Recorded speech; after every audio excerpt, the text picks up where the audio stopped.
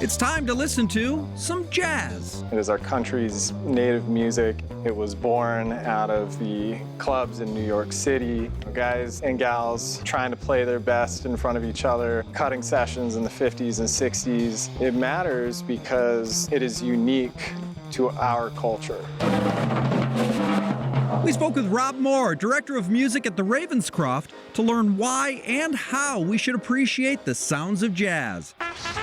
Starting with its history. One of the central locations of the formation of jazz is in New Orleans. In the early 1900s, late 1800s, you had this melting pot of multiple cultures. So you have the French culture, you have European cultures, you have African cultures coming together. And one of the first places we heard jazz music?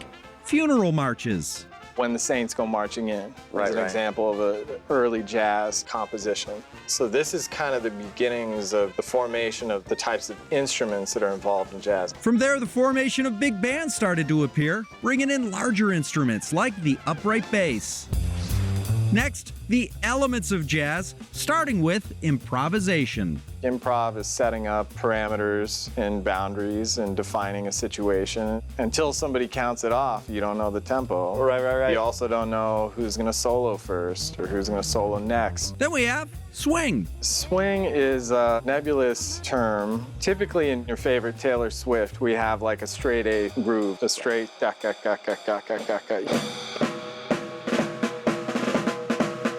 We're kind of basing it on the triplet. The triplet is second-ta-ta-ta-ta-ta, except it's the first and the last note, so triplet, triplet, triplet.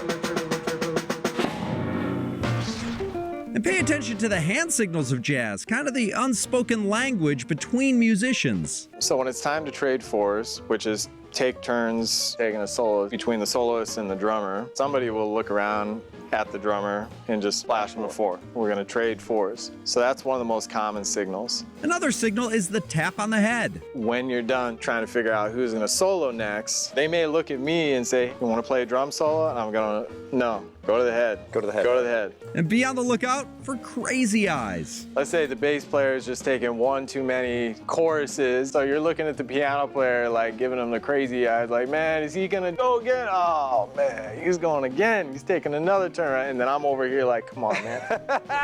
We're learning how to appreciate jazz.